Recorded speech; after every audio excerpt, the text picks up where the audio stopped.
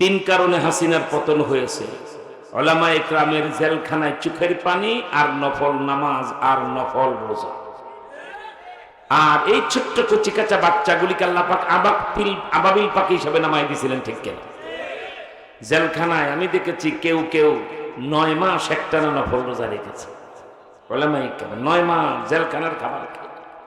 আর মামুনুল হক সাহেবকে দেখতাম মাগরিবের পরে যা ওয়াবিনে দাঁড়াইতেন আর তাহাজ্জুদের সময় দাঁড়াইতেন, প্রতি রাত্রে 10 পারা 8 পারা কোরআন শরীফ নামাজের মধ্যে তেলাওয়াত করে। জাতির ভাগ্য বদলায় যাবে ইসলামী সরকারের রূপরেখা দেব। তার আগে যে কথা বলছিলাম, হযরত কাসেম নানুতুবি রহমতুল্লাহ আলাইহি, রশিদ আহমদ গঙ্গুহি রহমতুল্লাহ আলাইহি এত বড় আলেম ছিলেন, ওনাকে ফাকিহুন নফস বলা। এখন যদি আপনি দেওবন্দে একটা ফতোয়া চেয়ে আবেদন করেন, তারা যদি ফতোয়ার জবাব লিখে কোরআন বা হাদিস শরীফের রেফারেন্স না দেয়, আপনি আবার পাঠাবেন, হুজুর ফতোয়া বুঝলাম কিন্তু কোরআন হাদিসের তো রেফারেন্স দিন, কোন হাদিস থেকে কোন কোরআন শরীফের কোন আয়াত থেকে কোন ফতোয়ার কিছুই তো লিখলেন না, শুধু স্বাক্ষর দিয়ে দেওবন্দের কাগজের মধ্যে ফতোয়া দিলেন। এটা বলবে হাঁটাদারি থেকে ফতোয়ার জবাব এভাবে দিলে বলবে কোরআন নাই, হাদিস নাই, রেফারেন্স নাই, কোন ইমামের কথা, কোন কিতাবের কথা, আবু হানিফার না আবু ইউসুফ নাকি ইমাম মুহাম্মদের, কিছুই তো লিখলেন না, শুধু এই রায় ঘোষণা করে দিলেন। অবশ্যই প্রশ্ন হবে, কিন্তু রশিদ আহমদ গঙ্গুহি তার জমানায় এমন আলেম ছিলেন, কোন ব্যাপারে যদি হযরত গঙ্গুহি রায় দিয়েছেন, ফতোয়া দিয়েছেন, ওই ফতোয়া কোন কিতাব থেকে দিয়েছেন একজন আলেমেরও সাহস ছিল না ওই কিতাব খোঁজা। এজন্যই বলা হয় ফাকিহুন নফস, উনি যেটা দিয়েছেন এটাই ফতোয়া, এটাই রায়। আল্লাহু আকবার। 400 বছর উম্মতের মধ্যে এত বড় ফকিহ আর আলেম হয় না। সেই গঙ্গুহি রহমতুল্লাহ আলাইহি একদিকে এত বড় আলেম ছিলেন, অপরদিকে তিনি এমন দরজার কুতুব ছিলেন, ছাত্ররা বুখারী শরীফের ইবারত। আবার ওনার আরেকটা আশ্চর্য ঘটনা কি জানেন? আমাদের বাংলাদেশে সব কিছু খাইয়া গেল বড় হুজুরের শুরুতে। উনি 6টা মাদ্রাসা শাইখুল হাদিস, তিনি বাংলাদেশে 360টা মাদ্রাসার মুরব্বী, উনি অমুক তিনি তমক, আহারে কত বড় হুজুর, অত এক হুজুর বুখারী শরীফটা পুরা পড়ায়। আর গঙ্গুহি রহমতুল্লাহ আলাইহি সিয়াসিত্তার যে 6টা কিতাব একা নিজে পড়ায়, 1.25 লক্ষ হাদিস সনদ সহ মুখস্থ ছিল। তো ছাত্ররা, উনি কুতুব এত আলেম ছিলেন, এরকম কুতুব ছিলেন কেমন দেখেন, তরিকতের লাইনে চর্চা করে হযরতে কি বলা হয় হাজী আমদাদুল্লাহ মাহাদের মক্কির খলিফা হয়ে কোন তবকায়ার দরজা পৌঁছে গিয়েছিলেন। ছাত্ররা বুখারী শরীফের ক্লাস করতে আসছেন, এবারও শুরু হয়ে গেল। قال امام البخاري رحمه الله تعالى حدثنا المكي بن ابراهيم قال حدثنا يزيد بن حبيب عن سلمة هو ابن الاكوع قال سمعت النبي صلى الله عليه وسلم يقول من يقول علي ما لم اقل فليتبوأ مقعده من النار। বুখারী শরীফ জিলদে আউয়াল 21 পৃষ্ঠা প্রথম হাদিসে সুলাসি। এগুলি উলামা ইকরামদের ব্যাপার। হাদিসে সুলাসি কাকে বলে আপনাদের বুঝার দরকার নেই, আপনারা শুধু বুঝেন হাদিস শরীফ ইবারত পড়া। আল্লাহু আকবার, আল্লাহু আকবার বলেন। হুজুর তাকরীর করেন, ইবারত শুনেন, অঙ্গভঙ্গি করে, গায়ের চামড়া লাগতে, মাঝে মাঝে বেসামাল হয়ে যায়। ছাত্ররা জিজ্ঞেস করে, হুজুর আমরা যখন বুখারী শরীফে ইবারত পড়ি আপনি তো শুনেন, এরপরে তাকরীর করে ব্যাখ্যা দিয়ে বিশ্লেষণ করে আপনি লেকচার দিয়ে আমাদেরকে বুঝান, কিন্তু আপনার অঙ্গভঙ্গি, চোখের পানি, গায়ের চামড়া লাফ দিয়ে উঠে, এটা কেন? বলতে চায় না। একদিন বলছে, বাবা তোমরা যখন হাদিস শরীফের ইবারত পড়ো বুখারী শরীফ, ওই বুখারী শরীফের কাগজের পাতায় আমি নবীজির চেহারা দেখতে পাই। আল্লাহু আকবার, আল্লাহু আকবার। আরেক দিনের ঘটনা, পড়াইতেছেন কিতাব, যে কোনো হাদিসের কিতাব, আসরের আযান শুরু হয়ে গেল, আল্লাহু আকবার, আল্লাহু আকবার। সঙ্গে সঙ্গে কিতাব বন্ধ করে এই ছাত্রদেরকে বলেন কিতাব বন্ধ করো, ওযু বানাও, নামাজ কি তৈয়ারি করো। ছাত্রদেরকে হুকুম দিলেন, যাও কিতাব বন্ধ করো, ওযু করে মসজিদে যাও। উনিও গেলেন। যাওয়ার পরে আসরের নামাজের জামাতে দাঁড়াইলেন। পিছন থেকে এক লোক বাহিরে এসে, হুজুর যখন আসরের পরে আবার ছাত্রদেরকে নিয়ে হালকা করে বসছেন, এখন বাহিরে একটু হাঁটতে বের হবেন, এমন সময় এক লোক বলছে, হুজুর গেল মঙ্গলবার আসরের সময় মসজিদে নববীতে রিয়াজুল জান্নায় নবীজির রওজার পাশে আপনাকে সামনের কাতারে দেখলাম, একামত চলতেছিল, আমি হাত বাড়াইলাম, আবার ভয়তে পিছিয়ে ফেলাম, আপনি যদি ধমক দেন যে একামতের সময় মুসাফা করো হাম্মা, এই জন্য হুজুর আমি পিছিয়ে গেলাম, মুসাফা করলাম। কিন্তু নামাজের সালাম ফিরাবার পরে এত খুঁজলাম, আপনাকে পেলাম না। আল্লাহু আকবার, এটুকুন বলা মাত্র হুজুর এমন ধমক, লোকটা ভয়তে পিছনে সরে গেল। ছাত্রদেরকে বলে আল্লাহর কসম, ছাত্ররা বলে আমি আপনাকে মাথা খা গেল। মঙ্গলবার আসর পর্যন্ত হুজুর বুখারী শরীফ পড়াইছে এই ইন্ডিয়াতে, এই গঙ্গুতে। আসরের নামাজের পরে আমাদেরকে নিয়ে বসে প্রতিদিনের মতো যা মামুলাত এগুলো বলে দিলেন। তুমি আবার মদিনা শরীফ হুজুরকে মঙ্গলবারে কিভাবে দেখলা আসরের সময়? খোদার কসম, আমার এই চোখ একটু ভুল করেন। আর আমি হুজুরের দূরদেশের মুরিদ না, জন্মের পর থেকে হুজুরে আমি বয়স প্রায় কাছাকাছি, শিশুকাল থেকেই দেখি, হাঁটলে বুঝি রশিদ হাঁটে, আমার চোখ একটু ভুল করে নাই। খোদার কসম আমি হুজুরকেই দেখছি। এই জন্য তাকে বলা কুতুবুল আলম। আজান হতো ইন্ডিয়াতে, জামাত ধরতেন মদিনা। আর বেশি কিছু বলবো না, কারণ এখানে সে পাত্র নাই, এত সস্তা না। 4 বছরের বরকতুল্লাহকে যদি 18 বছরের ভরা যুবতী মিস ইউনিভার্সাল বিশ্ব সুন্দরী মেয়ের ফজিলত বলো, হাইরে ঠোঁট, হাইরে নাক, হাইরে ফিগার, হাইরে দেখতে, ওই সাতাটাও বুঝবে না, ঠিক কিনা? ও বলবো আমার তো ফিগার মিগার দরকার নাই, আমার একটা চকলেট দাও, আর না তো একটা আইসক্রিম। তো আমি চেহারা দেখে বুঝতে পারতেছি এই কথা বুঝার ক্ষমতা এই যেন তেন মজলিসের। শুধু বলবো, যদি খুব তাড়াতাড়ি আল্লাহকে পেতে চান, একজন আল্লাহওয়ালার জুতা টানা শুরু করে দেন, একজন আল্লাহওয়ালার পিছনে ঘোরা শুরু করে দেন। আমি আলোচনায় যেহেতু এসছি, আপনাদেরকে বলবো, 3 জিনিস যারা মালিক হয় এরা সচরাচর কুত্তা শুয়োর হইয়া কবরে যায়। কয় জিনিস? 1 নাম্বার ক্ষমতার মালিক, 2 নাম্বার অনেক টাকার মালিক, 3 নাম্বার শিক্ষাগত যোগ্যতার মালিক। সচরাচর বিশ্বের ইতিহাস, ফেরাউন, নমরুদ, কারুন, আবু জেহেল থেকে শুরু করে দেখবেন, এই 3 জিনিসের মালিক হলে সচরাচর তারা কুত্তা শুয়োর হয়ে ঈমান হারা হইয়া কবরে যায়। তবে এই 3 জিনিসের মালিক হইয়াও যদি কোনো আল্লাহওয়ালার হাতে তার শিকল বান্দা থাকে, কোনো আল্লাহওয়ালার জুতা টানেন, কোনো আল্লাহওয়ালার কথা মতো চলেন, তাহলে বাদশাহ হওয়ার পরেও আল্লাহর ওলি হইয়া কবরে যেতে। প্রমাণ আপনাদের সামনে পেশ করছি। তার আগে বলছি, ওই যে আফগানিস্তানের বর্তমান আমিরুল মুমিনের কথা বলতেছিলাম, ঠিক কিনা? আল্লাহু আকবার। 4 বছর আগে যে আফগানিস্তান একটা রুটি নিয়ে 6টা মানুষ কারাকারি করে, ঠিক কিনা? তালেবানরা 3 বছর আগে ক্ষমতায় এসেই ঘোষণা করল, কোন রাশিয়া আমেরিকা কারো কথায় পাত্তা দেব না। এরা কত প্রপাগান্ডা করলো, এরা মেয়েদেরকে স্কুলে যেতে দেয় না, এরা অমুক করে না, এরা তমুক করে না, এরা মেয়েদেরকে সরকারি চাকরি থেকে সব ঘরে আবদ্ধ করে। ওরা বলে যে যা ছাতা বলে বলুক, আমরা আমাদের কাজ করব। মেয়েরা অফিসে কাজ করবে, অবশ্যই লেডিস সেকশন আমরা আলাদা করিনি, মেয়েরাই থাকবে সেখানে, কোনো পুরুষ ঢুকবে, পুরুষের সেকশন আলাদা। মেয়েরা স্কুল কলেজে যাবে, আগে ওদের সমস্ত টিচারগুলো আমরা মেয়ে বানাইনি, আলহামদুলিল্লাহ। তারপরে তারা উন্মুক্ত করে দিয়েছে সব লেখাপড়া। কিন্তু কি বলা হয়, অফিসের বস 70 বছরের বুড়ো রিটায়ার্ড হয়ে যায় ভাব, 18 বছরের একটা তরুণী সুন্দরী রসগোল্লার মতো মেয়েকে তার পিএস বানায় অফিসের টেবিলের পাশে বসায়া এই 70 বছর বুইরাটা কুত্তার মতো বারবার দেখবেন, আর মাঝে মাঝে মেয়েটাকে হুকুম দিয়ে একটু হাত পাও ধরবেন।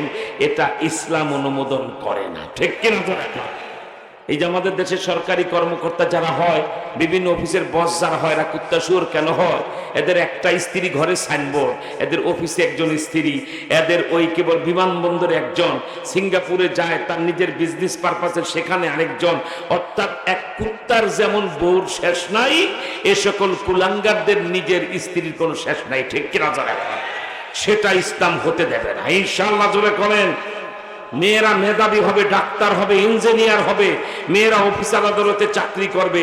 আফগান তালেবানরা 2 বছরে যখন লেডিস সেকশন আলাদা করে ফেলেছেন, গার্লস স্কুল আলাদা করে ফেলেছেন, ছেলেদের আলাদা করে ফেলেছেন, এখন আফগানিস্তানে এমবিবিএস ডাক্তারি পড়াও মেয়েরা পড়তে পারবে, সমস্ত মেয়ে ডাক্তারাই তাদেরকে পড়াবে। এই ছিল তাদের টার্গেট। আল্লাহু আকবার।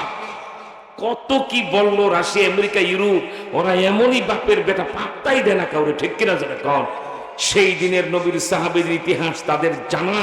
রোম সম্রাটের দরবারে খেতে বসছেন সাহাবায়ে কেরাম, হাসিনার বঙ্গভবন আর গণভবনে, রোম সম্রাটের দরবারে। Super power of the whole নবী জমানায় দুইটা বিশ্ব শক্তি, আর একটা ফারস্য শক্তি আর একটা রোম শক্তি, ঠিক কিনা? রোম সম্রাট তখন গোটা পৃথিবীর একচ্ছত্র মহানায়ক, তার দরবারে সাহাবায়ে কেরাম খেতে বসছেন। এক সাহাবী গোশতের টুকরা টান দিতে যায়, আঙ্গুলের ফাঁকে ছোট্ট একটু টুকরা নিচে পড়ে গেছে। তো এই সাহাবী পরম মমতায় ওই দস্তরখান থেকে টুকরাটা উঠায় হাত বাড়াইছেন খাবেন, আরেক সাহাবী পাশ থেকে বুঝতে দিলে কিসে? রোম সম্রাটের দরবার, রোম সম্রাটের দরবারে খাচ্ছ, যদি গোশতের টুকরা উঠায় খাও বলবে ফকিরের জাত আসছে আমার দরবারে, এটা আমাদের ইসলামের ছোট হবে কাটো। আত্রুকু সুন্নাতা হাবিবি লিহা উলাইল হুমাকা। রোম সম্রাটের মতো আহম্মকের কারণে আমার প্রিয় নবীর সুন্নাত আমি ছেড়ে দেব? এক টুকরা, একটা ভাত যদি হাতের ফাঁক থেকে ফসকে দস্তরখানে পড়ে যায়, একটা ভাত যদি পরম মমতে উঠে আবার খান, 12,000 নেকি আপনার আমলে জমা হয়ে যায়। আল্লাহু আকবার বলে আওয়াজ দেন, আরো জোরে আল্লাহু আকবার বলেন। তালেবানরা জানতো কোন সম্রাট আর কোন পৃথিবীর কোন নেতা তেনামেনাকে দেখাবার জন্য আল্লাহর হুকুম নবীর তরিকা ছাড়া যাবে না, ঠিক কিনা? এই বাংলাদেশের বর্তমান আলেমদের এই দুরবস্থা কেন হয়েছে জানেন? 20-30 লাখ আলেমদের মধ্যে মামুল হক কয়জন খুঁজে পাওয়া যায়? একটা কারণ, চেয়ারম্যানের বাড়িতে দাওয়াতে গেছে। চেয়ারম্যান কদ্দুরা ক্ষমতাও না, একদিন ইমাম সাহেবের মর্যাদার মূল্যের কাছেও তো না উনি, ঠিক কিনা? 10 মসজিদের ইমাম সাহেবকে চেয়ারম্যান সাহেব দাওয়াত দিয়েছে। তো উনি যেভাবে প্রতিদিন খায়, চেয়ার টেবিলে খাবার পরিবেশন হয়েছে, একটা ইমাম সাহস করে বলে না, চেয়ারম্যান সাহেব এই পা ঝুলাইয়া টেবিলে প্লেট রেখে আমার রসুল জীবনে এক বেলাও খান না, এটা সুন্নতের খেলা। আপনি যদি মাইন্ড না করেন, আমরা এই টেবিলটার পাশে ফাঁকা জায়গাটায় একটা দস্তরখান বিছিয়ে, একটা চাদর দেন, মাদুল দেন বিছিয়ে, দস্তরখান বিছিয়ে আমরা সুন্নত তরিকা খেয়ে যাই। একজন ইমাম সাহেব সাহস করে বলতে চায় না, কেন? চেয়ারম্যান সাহেব রাগ করবে, ঠিক কিনা? কেন ফকিরের মতো বসে খাবেন? কেমন কি বলে না বলে ভয়তে কেউ বলে না। এদেশেও একজন আলেম ছিলেন, নাম তার আল্লামা শামসুল হক ফরিদপুরি রহমতুল্লাহ। চেয়ারম্যানের বাপের বাঁ এমপিরা যারা দেখলে পেশাব করত, মন্ত্রীরা থরথর করে কাঁপত। করাচি থেকে প্লেনে উঠেছে, ঢাকায় আসতেছে, ওই পুরান এয়ারপোর্ট তেজগাঁয় নামবে, নাম তার ফিল্ড মার্শাল আইয়ুব খান। নামটা শুনলে ঢাকা পুলিশের প্যান্টের বেল ঢিলা হয়ে যেত, আইয়ুব খান, আইয়ুব খান। সেই রকম বেটা, ঠিক কিনা? তিনি এই পূর্ব পাকিস্তান মানে আজকের বাংলাদেশের বড় বড় আলেমদেরকে বঙ্গভবনে দাওয়াত দিলেন। এক বিশেষ বৈঠকে তাদের সাথে পরামর্শ তো গেলেন। দরবার হলে আলোচনা হলো, বৈঠক হলো, যা হওয়ার তো হয়ে গেল, এবার খাওয়ার পালা। তো বঙ্গভবন রাষ্ট্রপতির বাড়ি, বুঝেন তো সেখানে খাবারটা কিভাবে দিবে, ঠিক কেন? চেয়ার টেবিল সাজায়া ভিআইপি, দেখেন এক একটা চেয়ার মনে হয় রাজা বাদশার চেয়ার। চেয়ারে বসবেন, টেবিলে খাবেন, তারপরে কেউ ডান হাতে বা হাতে ওই টিস্যু টানবেন, মানে ওই দুনিয়ার যে পরিবেশ সেটা করছেন। তো স্বয়ং আইয়ুব খান সদস্যবুদুরকে সাথে নিয়ে সে খাবার কেবল হলরুমে ঢুকতেছে। সদস্যবুদুর হলরুমটার গেটে যাই একবার একটা হার্ট ব্রেক দিলেন, মানে দাঁড়ায় গেলেন। আলহামদুলিল্লাহ। আইয়ুব খান পাশে বসা ছিল, আইয়ুব খান এরকম হাত ধরে বলছে, মৌলানা জি কিয়া হুয়া? মৌলানা জি কি হইল, আপনি তো দাঁড়ায় গেলেন? গুরু গম্ভীর ভাষায়, রোহানি ক্ষমতা हजरत सदस्य बुजुर्ग बोलছে শামসুল হক চেয়ার টেবিল पे नहीं खाते हैं ये सुन्नत के खिलाफ। বেটা কারে কো মুসলমান কারা? এখন আমাদের দেশে কত বড় আমিলুর উমারা, হযরতুল আল্লাহ মুর্শিদে দাওরান কেবলা কুলুব, হাওড়ার ব্রিজ, যমুনার সেতু, এক এক হুজুরের লকব দেখলে মনে হয় আবু বকর উসমান আলীরা ভা। হযরত আবু বকরের নামের আগে শুনছেন হযরতুল আল্লাহ মুর্শিদে দাওরান কেবলা কুলুব, বারো মাদ্রাসা শাইখুল হাদিস, আমাদের মহানায়ক ফলনাতাই ছাতামাতা সিদ্দিক আকবর রাদিয়াল্লাহু তাআলা। আর আমার এই জমানার মোল্লাগো নাম আর হুজুর কিছু কয় না, ভিতরে ভিতরে ফুলে ফেরাউনের মতো আমার নাম কইছে। আমি শয়তান কি গাছে ধরে? ঔষধ দেবে আফগানের মতো বাংলার জমিন হিংসা। রক্ত যেহেতু দিয়েছি, কষ্ট যেহেতু করেছি, এই জাতিকে মুক্ত করে ইসলামী খেলাফত প্রতিষ্ঠার আগ পর্যন্ত থামব না। যেদিন এদেশের হাইকোর্ট, সুপ্রিম কোর্ট, জজ কোর্ট, আইন আদালত, স্কুল, কলেজ, ইউনিভার্সিটি সব জায়গা থেকে মদিনুলার ঘেরান পাবো, সেদিন আমরা বিশ্রাম নেব, এর আগে থামবো না। ঠিক কিনা? তো দেখা থাকবা তোমরা আমাদের সাথে? থাকবে তো হাত তোলে আল্লাহু আকবার বলে সুবহানাল্লাহ দেখা।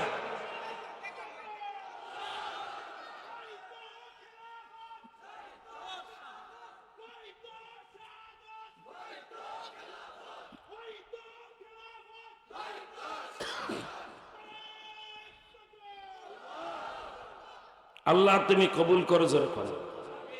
সেজদার মূল্য কত? রাষ্ট্রনায়করা যদি আল্লাহ ওয়ালা হয়, রাষ্ট্র হ্যান্ডেলিং করে যায়, এরা যদি কাঙ্গালের মতো তাহাজ্জুদে আল্লাহর কাছে খালি হাত পাতে, ওই রাষ্ট্রকে আল্লাহ পাক খালি হাতে ফিরাই দেয়। প্রমাণ এই বাংলাদেশ। এই মুহূর্তে আমি লন্ডন হাইড পার্কে ইংল্যান্ডের মুসলমানের সামনে কথা বলছি, কলকাতার টিপু সুলতান মসজিদে এই মুহূর্তে আমি কথা বলছি, ইন্ডিয়ার হাইলাকান্দি, কাচার, করিমগঞ্জের কোন মাহফিলের কথা বলছি না, সৌদি আরবের আল বাহা আল হাজার দাল্লা কোম্পানির শ্রমিকদের সামনে তফসির মাহফিলে কথা বলছি। এই মুহূর্তে কথা বলছি আমার বাংলাদেশের ট্র্যাডিশনালি ঐতিহ্যবাহী জেলা বৃহত্তর ঢাকার নরসিংদীর সিংহপুরুষদের সামনে। ঠিক কিনা? যে এলাকার মুসলমানরা কলমা দেবে, কলমা দিবে না। আমি কি ঠিক বলেছি না ভুল বলেছি? আপনাদের ব্যাপারে গলা কাটাবেন কিন্তু কোনোদিন কলমা দিবেন না। রাজি না ইনশাল্লাহ? হাত দেখায় দেন তো, করা রাজি? দুইটা হাত উঁচা করে আল্লাহু আকবার বলে দেখায় দেন। আমার ভাইরা, অত্যন্ত দুঃখ পরিতাপের সাথে আপনাদেরকে জিজ্ঞেস করি, আল্লাহ তুমি সবাইকে কবুল করো, জোরে করো আমিন। আরো জোরে বলেন আমিন। এই তালেবানরা বাংলাদেশ যারা 9 মাস যুদ্ধ করে কত ফুটানি করো, কি বলেন ঠিক না? তাও যুদ্ধটা আবার কি? পাকিস্তানিরা যদি নারী নির্যাতন আর জুলুম না করতো, 9 বছরে না 90 বছরে কোনোদিন স্বাধীনতা চোখে দেখতা না। ওদের পাপের কারণে ওরা ডুবছে। ঠিক কিনা? তো রাখা ঠিক না? তাতে এত অহংকার। আবার যারা যুদ্ধ জীবনে করে নাই, তাকে লাফাল দেখলে মনে হয় ওনারাই মুক্তিযুদ্ধের মহানায়ক। ঠিক কেন?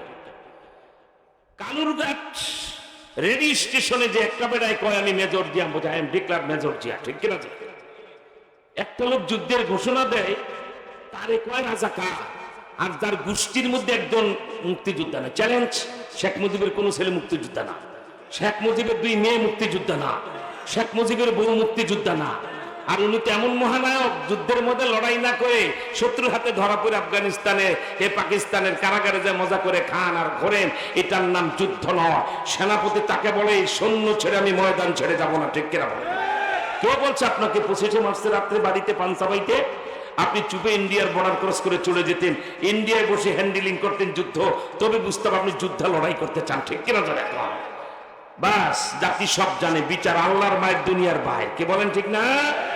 সঠিক মুক্তিযোদ্ধারা মূল্যায়ন পায় না। আর এখন মুক্তিযুদ্ধের ইতিহাস তো 5 তারিখের পরে আর মুক্তিযুদ্ধ মধ্য নেই, এখন হলো আমাদের 24-এর মুক্তিযোদ্ধা। ঠিক কিনা? 24-এর রাজাকার কারা, 24-এর মুক্তিযোদ্ধা কারা পরিষ্কার। আগের সব বাদ, 47 বাদ, 52 বাদ, 71 বাদ, এখন হলো 5 আগস্টের মুক্তিযোদ্ধা। এদেশের বীরসানানী, কলিজা টুকরা, হীরা খন্ড, এই যুবকরা হলো 5 আগস্টের মুক্তিযোদ্ধা। ঠিক কিনা? তো দেখা অতএব আবু সাইদ মুগ্ধ, শেষ হয়নি যুদ্ধ, লড়তে হবে বহুদূর। প্রস্তুত থাকবেন। তাই ডক্টর ইউনূস সাহেবকে 1 সপ্তাহের ভিতরে বলবো 3 কোটি যুবককে ট্রেনিং দাও। ইন্ডিয়ার বিরুদ্ধে যুদ্ধের সমূহ সম্ভাবনা। ঠিক কিনা? আল্লাহ তুমি কবুল করে, জোরে করে আমিন। আমার ভাইরা, বলছিলাম একটা দেশের প্রধানমন্ত্রী, একটা দেশের আমিরুল মুমিনিন। আমিরুল মুমিনিন কারে বলে জানো? উনি যা বলেন দেশে সেটা আইনে পরিণত হয়। ঠিক না? এই লোকটার রাষ্ট্র ক্ষমতা এসে যখন সেজদা শুরু করলেন, আরে 4 বছর আগে একটা রুটে নিয়ে যারা 6 জন কারাকারি করে, 3 বছরের ব্যবধানে সেই আফগানিস্তান এখন বিশাল শক্তিশালী রাষ্ট্র হয়ে গেছে। আলহামদুলিল্লাহ। পত্রপত্রিকা দেখেন না, যেই গেছে আনার হতো 3 মণ, সেখানে এখন হয় 30 মণ। তালেবানরা আল্লাহর উপরে নাম করে মাথায় পাগড়ি, গায়ে লম্বা জামা, গালে এই বিশাল বিশাল দাড়ি, হাঁটলে মনে হয় সিংহ হাঁটে। দেখেন না, সিংহ কিন্তু হেলে দুলে হাঁটে জঙ্গলে, ঠিক কিনা? মানুষে জানে আমি বনের রাজা, কোন ছাই আর ছাতা আমার সামনে দাঁড়াবে। তালেবানরা জানে বর্তমান পৃথিবীর মানচিত্রে তারাই হলো রাজা আর সব হলো প্রজা, ঠিক কিনা? তাই তাদের হাঁটার স্টাইলই অন্যরকম। আলহামদুলিল্লাহ বলে আমার ভাইরা, তারা যখন শক্ত অবস্থা নিলেন, আল্লাহর হুকুম, নবীর তরিকার বাহিরে যাব না। আল্লাহ খুশি হয়ে বলে, হে মোল্লা হেবাতুল্লাহ কুন্দুজাদা, চিন্তা করো না, অর্থনীতি আমি কি বানাই দিই দেখো। আফগানিস্তানে যেই বাগানে আঙ্গুর হতো 100 টন, এবার হয়েছে 1000 টন। একটা দেড় ধনী হতে কয়দিন লাগে, ঠিক কিনা? মাটির উপরে ফলমূলে গাছে গাছে এই খেলা, আর মাটির নিচে কি খেলা? আফগানিস্তানের তালেবানরা কান্দাহারে মাটিতে থাবা দিয়ে ধরলো, ধৈরা দেখে মাটি না সোনা, খুঁড়া দেখে তামার খনি। আরেক জায়গায় মাটি থাবাটা ধরছে, খুঁড়া দেখে অ্যালুমিনিয়ামের খনি।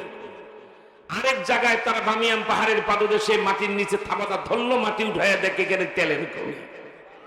এখানেই শেষ নয়, রাশিয়ার সীমান্ত এলাকায়, তাদের গুরুত্বপূর্ণ এলাকায় তারা যায় যখন মাটি থাবাদা ধরলো, দেখা গেল লিথুনিয়ামের খনি পাওয়া গেছে। লিথুনিয়াম আসতে চুরি করে নিয়েছে। এই বাঙালি, লিথুনিয়াম কি মুন্সিগঞ্জের গোলালু? লিথুনিয়াম মিষ্টি আলু, চাঁদপুরের লেবু, অমর্ত্য সাগর কলা কি পেয়েছে জানো তালেবানরা?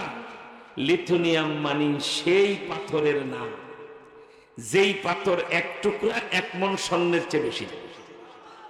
পৃথিবীর কোন সামরিক পরমাণু অস্ত্র তৈরি হবে না, তাদের লিথুনিয়াম আর ইউরেনিয়াম ছিল। সেই খনি 2-1 টন না, ওই খনি আবিষ্কার করছে তালেবান। অর্থনীতিবিদরা জরিপ করেছেন, তারা যা সম্পদ মাটির নিচে পেল, আগামী 3 বছরে যদি এর 10 ভাগের 1 ভাগ উঠাইতে পারেন, আমার বাংলাদেশের 125 টাকা দিয়ে আমেরিকান 1 টাকা $1 কিনতে হয়, ঠিক কিনা? 3 বছর পরে আমেরিকার $3 দিয়ে আফগানিস্তানের 1 টাকা কিনতে হবে। এবার আসমানের মালিকরে চিনো, কেমন দেওয়া দেয়, ঠিক কিনা? চলে তিনি দিলে এত দেয়, ওই দেশকে রাজা বাদশা বানায় দেয়, ঠিক না? আর আমার সোনার বাংলা, বাবা আপনারা তো সচরাচর প্লেনে উঠেন না। এই গেল এই আগামী 15-20 দিনের ভিতরে আমাকে 6 বার প্লেনে উঠতে হবে।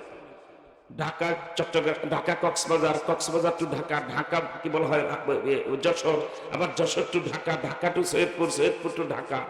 তো ডোমেস্টিক ফ্লাইটগুলিতে প্লেনে যখন উঠি, জানালা দিয়ে ডোমেস্টিক ফ্লাইটগুলি আকারের ছোট হয়, 80-90 জন 100 জনের মতো যাত্রী হয়। এগুলো জাম্বো জেট না, বড় বিমান নয়। এগুলো 14-15 হাজার ফিট উপর দিয়ে যায়, 30-35 হাজার ফিট উপরে উঠতে হয় না, কারণ অল্প কয় মিনিটের যাতায়াত। তো এই প্লেনের জানালা দিয়ে নিচে তাকাইলে আমার দেশটাকে আল্লাহর বেহেশতের মতো মনে হয়।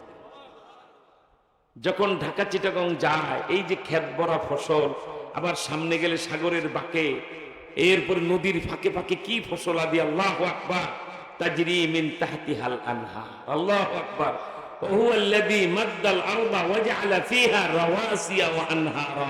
বিমানের জানালা থেকে দেখা যায় বাংলাদেশ কেমন, রাওয়াসিয়া ওয়া আনহার। আল্লাহ, এই দেশটায় যদি একজন ওমরের মতো শাসক হয়, আর ওমর রাদিয়াল্লাহু তাআলা নুকে এত দূরে, সেই 1500 বছর আগে ওনারে হাত পা দূরে আনতে যাব, আল্লাহ তো দিবে না ওনারে।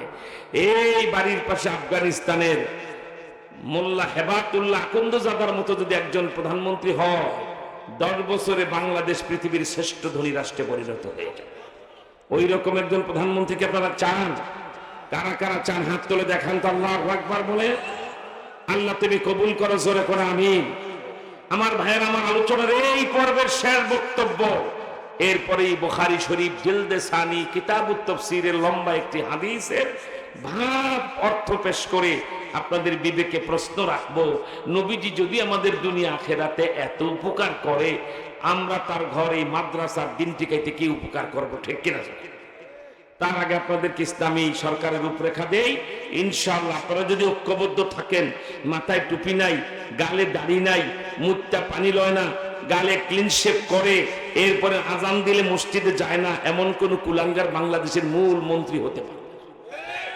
আমরা অচিরেই হেফাজত ইসলাম বাংলাদেশের পক্ষ থেকে নির্বাচনের রোডম্যাপ যখনই ঘোষণা হবে, আমরা ঘোষণা করব যেই দল তার নির্বাচনী ইশতেহারে মুহাম্মদ সাল্লাল্লাহু আলাইহি ওয়াসাল্লামের মর্যাদার কথা লিখবে না, যেই দল নবীজিকে গালি দিলে তার ফাঁসির আইন করার জন্য ইশতেহারে বক্তব্য থাকবে না, ওই দলকে আমরা বয়কট করতে বলবো জাতিকে, ঠিক কিনা? যে সেই দলকে ভোটও দেওয়া যাবে না, ওদের মিছিলেও যাওয়া যাবে না। সেদিন নেতারা যারা বলেন আমাদের দলটা মৌলবাদী দল নয়, বুঝতে পারবেন মৌলবাদীদের ক্ষমতা কত। কে বলেন ঠিক না? আমার ভাইরা, তাই আপনাদের দৃষ্টি আকর্ষণ করে বলছি, ইসলাম যদি রাষ্ট্র ক্ষমতা যায়, বাংলার মুসলমান, বাড়ির পাশে তোমাদের একজন রাষ্ট্রপতি ছিল জিল্লুর রহমান, ব্যক্তি হিসেবে ভালো মানুষ ছিলেন, ঠিক কিনা? বড় নিরীহ লোক ছিলেন, আমার বড় পছন্দ হতো লোকটা, নিরীহ মানুষ ছিলেন। আসলে আমি দেখলাম যারা অপকর্ম কুকর্ম করে এরা অপমানিত ঠিকই হইল। দুইটা মানুষ ভালো মানুষ ছিলেন, বঙ্গভবনে 10 বছর কাটাই দিয়েছে আব্দুল হাবিব, কোনো বিপদ হয় নাই, বেড়া কি নিরাপদে গেছে গা, ঠিক কিনা? সব বিপদ চাপছে চুপ পুরু করে। কে বলেন ঠিক না? আবার জিল্লুর রহমান সব ভদ্রলোক, মিথ্যা কথা বলতো না, মানুষের সাথে দুর্ব্যবহার করতো না, নরম নরম কথা বলতো। এই লোকটা সসম্মানে রাষ্ট্রপতি থাকা অবস্থায় তার সম্মান নিয়ে চলে গেছে। কে বলেন ঠিক না? বাড়ির পাশের লোক হয়েও বলো, এই যে পতিত সরকার যারা ফ্যাসিস্ট, শুনো, আল্লাহর কাছে কোন বাংলাদেশি মিশরে চলে যাও, মিশর মিউজিয়ামে যাও, যাওয়ার পরে ফেরাউনের লাশ দেখো, এখন অক্ষত আছে, ঠিক কিনা? যদি মরা লাশের সাথে কি বলা হয় ঈসা নবীর মতো কথা বলতে পারত, যেমন উনি মরা মানুষ কি বলে দাঁড় করায় কথা বলতো আল্লাহর হুকুমে, ঠিক কিনা? তুমিও যদি মরা মানুষের সাথে কথা বলার যোগ্যতা কোয়ালিটি অর্জন করতাম, মিশরে যায় যদি ফেরাউন বলতো, এই ফেরাউন তুমি একা না, আমাকে বাংলাদেশে আরেকটা লেডিস ফেরাউন আছে, নাম হাসিনা। ফেরাউন বলতো স্টপ স্টপ স্টপ স্টপ, বন্ধ বন্ধ বন্ধ করো। ভাই আমি ফেরাউন, ঠিক আছে, আমি অনেক বড় বদমাইশ, আল্লাহরে মানি নাই, নিজে খোদাই দাবি করছি, কিন্তু ভাই হাসিনার সাথে আমার তুলনা করে ছোট করুন, হাসিনায় আমার শেখা, খোদার কসম এমনই অপরাধ সে করছে, ঠিক কিনা? তা না হলে মাহে রমজানে জাবির বিবেক, জাতির বিবেক, ওলামায়ে কেরামদেরকে যে অ্যারেস্ট করাইতে পারে তার মতো ফেরাউন পৃথিবীতে হতে পারে না। অতএব চুল পরিমাণ ছাড় দেওয়া যাবে না, ঠিক কিনা? পাড়া মহল্লায় বাঁশের লাঠি বানায় প্রস্তুত থাকবেন, ডাক আসলে অ্যাকশন শুরু করে দেবেন, যারে বংশে ঘর বাড়ি সব নির্মূল করে দেবেন, ঠিক কিনা?